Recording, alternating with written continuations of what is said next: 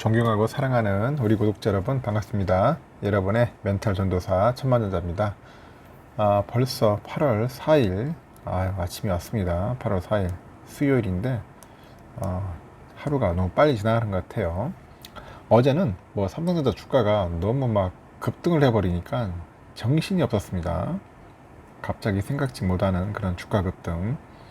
다들 어떻게 보면 약간 멘붕기가 왔을 거예요. 갑자기 100원 전자가 막 슈팅을 해가지고 2,100원씩 오르니까 이게 과연 이게 사실이야 하면서도 놀래는 분들이 좀 꽤 많았어요.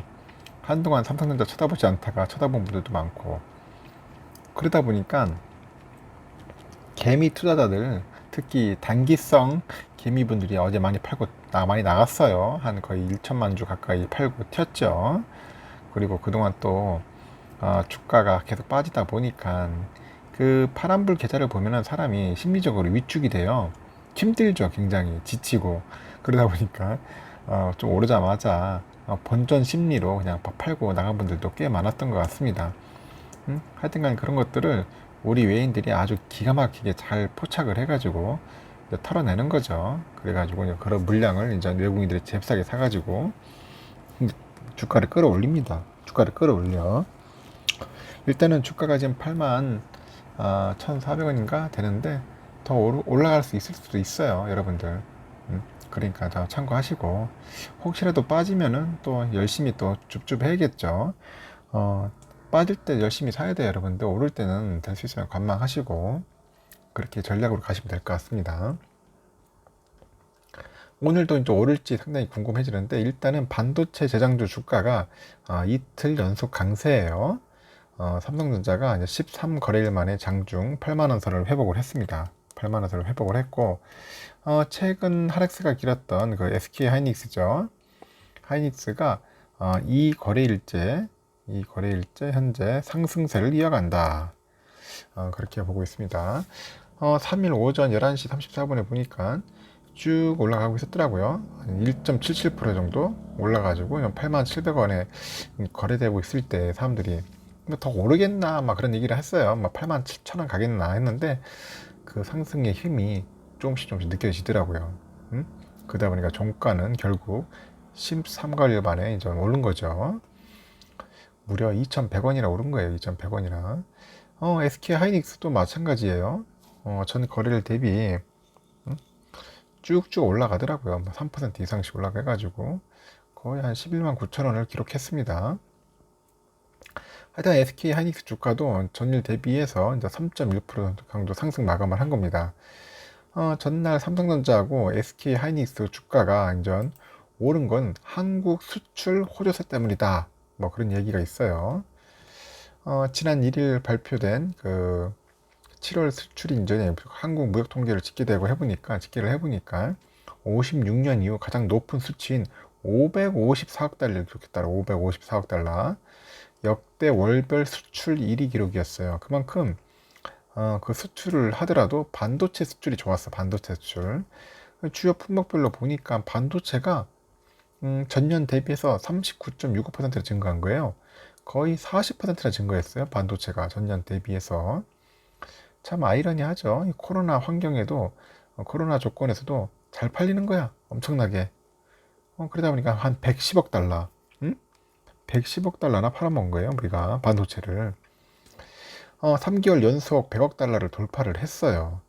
2018년 반도체 그 슈퍼사이클 시기였던 그 2018년 7월 달에 그때가 104억 달러였어요.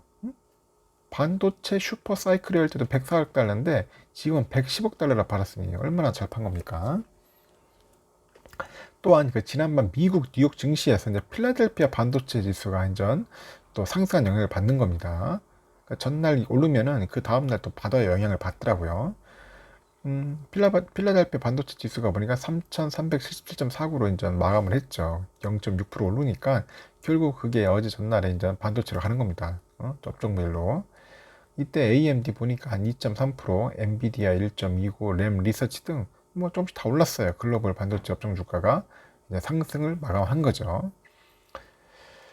일단 주식 시장에서는 여전히 이제 메모리 반도체 고점 우려는 많아요. 하지만은 코로나19로 인해서 사이클이 이제 늘어나고 있을 뿐 상승 사이클 기조는 유지되고 있다. 그런 분석도 나오고 있고, 현재 보면 수요 급감 또는 공급 급증 시그널이 아직은 없다.